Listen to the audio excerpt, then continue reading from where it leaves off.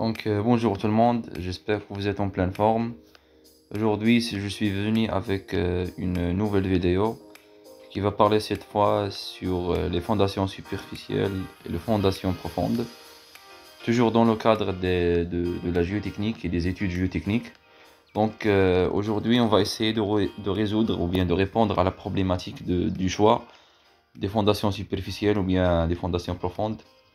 Dans un premier temps, je dois faire une sorte d'une définition de chacune de ces fondations. Donc, euh,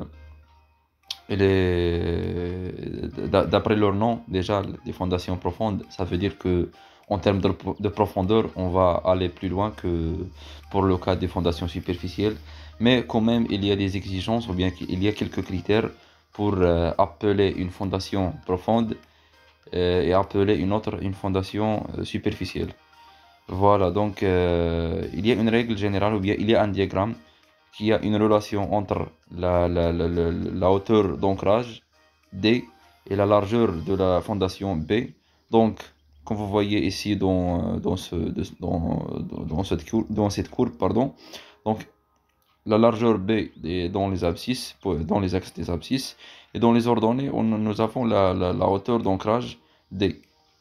D'après ce que vous pouvez remarquer ici, si on prend par exemple une largeur de fondation qui est de 1 mètre et un ancrage de 2 mètres, donc ici ça reste toujours dans le cadre des fondations superficielles.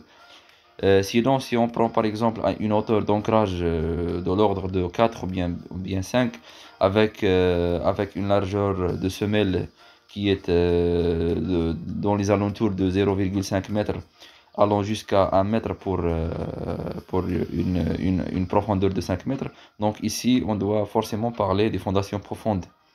Donc sinon, si l'ancrage dépasse 5 fois B, c'est-à-dire 5 fois la largeur de la fondation, donc ici, on est obligatoirement dans le cas des fondations profondes. Donc ça, c'est une définition globale pour parler ensuite sur les critères de choix. En fait, c'est ça ce que je fais. Une fondation superficielle, déjà par le bon sens, c'est ce qu'on doit choisir dans un premier temps. Normalement, on ne doit pas chercher les fondations profondes que si on a une problématique quelconque qui va nous empêcher de faire ou bien de mettre en place une fondation superficielle. Donc voilà.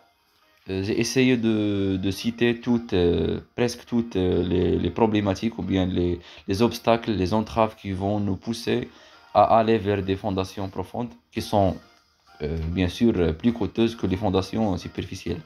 Donc déjà, une règle générale, les fondations profondes sont à écarter dans le cas normal. Si nous n'avons pas de problématique, si nous ne rencontrons pas ou bien l'un des problèmes que nous allons parler sur tout à l'heure, tout de suite, pardon. Donc, ici, il y a lieu de mettre en place une fondation superficielle. Si l'un de ces cas que je vais citer maintenant est là, donc ici, il y a forcément recours à des fondations profondes. Donc moi je cite le Remblai en fait. Si nous avons réalisé nos sondages, nous avons trouvé que nous sommes face à des couches de Remblai qui ont une grande hauteur, qui ont une grande profondeur. Donc les Remblais en général, ils ont un impact indésirable sur les fondations et sur les constructions. Surtout si on ne sont pas compactés, ils sont mis en place sans compactage ou bien avec un compactage seulement de la couche supérieure. Donc ici, il y a problème à ce que des tassements vont se produire par la suite, etc. Il y a aussi le cas des remblais qui sont très sales ou bien qui sont divers. Donc il y a des déchets là-bas, il y a de la matière organique parfois. Ici, ça va porter des conséquences et des dégâts indésirables sur la construction, sur le futur ouvrage. Le deuxième cas de figure, c'est la terre végétale. On peut parfois avoir une terre végétale qui est sur des profondeurs qui sont énormes. Ils peuvent parfois dépasser les 3 mètres, les 5 mètres de la terre végétale. Et ça existe. Même si c'est rare, mais ça existe. Une terre végétale à grande épaisseur, ou bien à grande profondeur. Donc, ici, il y a toujours l'obligation d'aller approfondir les fondations, tout simplement. Donc, pour des largeurs qui sont faibles et pour des profondeurs qui sont grandes, on va toujours tomber, d'après le schéma qu'on vient de voir, on va tomber sur des fondations profondes. Aussi, il y a le problème des sols gonflants. Comme vous voyez ici dans l'image, il se peut parfois qu'on rencontre des marnes, des formations marneuses, ou bien des formations limoneuses, ou bien argileuses, qui ont le caractère gonflant. Donc le sol gonflant, on essaie toujours de le dépasser et d'aller vers un substratum qui est plus rigide, que ce soit une roche ou bien un autre sol qui ne porte pas ce caractère gonflant. Donc si ça dépasse des profondeurs qui sont énormes, donc il y a recours vers des fondations qui sont profondes. Et voilà, dans le même sens, il y a les sols qui sont très lâches, les sols qui portent des caractéristiques géomécaniques très indésirables, un, une- un indice de plasticité pardon, qui est très grand, par exemple. Et ça réside surtout pour les marnes, les argiles, ou bien le mélange entre les deux. Ici, il y a recours vers les fondations profondes, comme je viens de dire. Il y a aussi un autre paramètre, ou bien un autre cas de figure qui est la liquéfaction.